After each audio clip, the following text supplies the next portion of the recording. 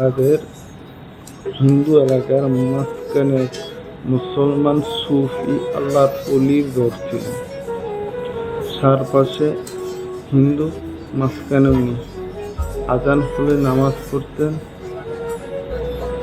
হিন্দুরা চলে যান, আমার বাবার বাড়ি থেকে কিন্তু যাই আমি আর বাপের বাড়ি থেকে যেতেন যাই। তারা বৈঠক করলো, গোল বৈঠক, দারুণ বৈঠক শুরু করে দিল। আমাদের ঘরে প্রত্যেক দিনে যত ময়লা হবে, প্রত্যেক দিনের ময়লা ওনার ঘরের সামনে ফেলাই দিন। এমনি কদিন বিরক্ত হয়ে এমনি ঝুলে দিই। দেখা গেল 1 মাস, 10 দিন, 1 বছর নিতে লড়ে না। তো কয়দিন একটা মানুষের সাথে কয়দিন শীতটা কয়দিন?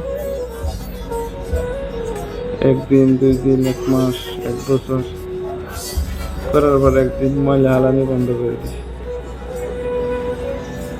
উনি প্রত্যেক ঘরের দরজায় দরজায় আজকে মনে হয় আপনারা ময়লা ফেলাইতে ভুলে গেছেন, ময়লাগুলা দেন আমি নিয়ে ফেলাই দিয়েছি। 40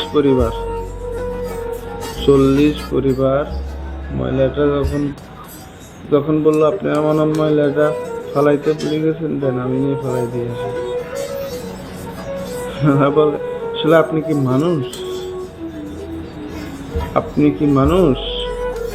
আপনার ভিতরে কোনো রাগ নেই, কোনো অভিমান নেই?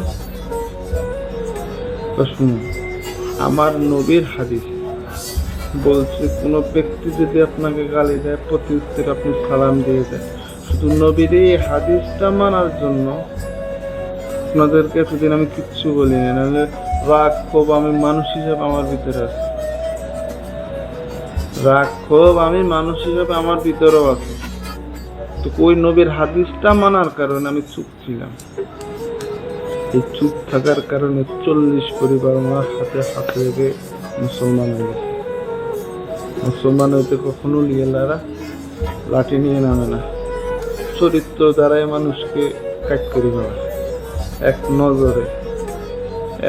নজরে খাজা মাইনুদ্দিন চিশতি এক নজরে একটা খ্রিস্টান মেয়েকে, একটা হিন্দু মেয়েকে 30 পারা কোরআনের হাফেজ বানাই দিচ্ছে।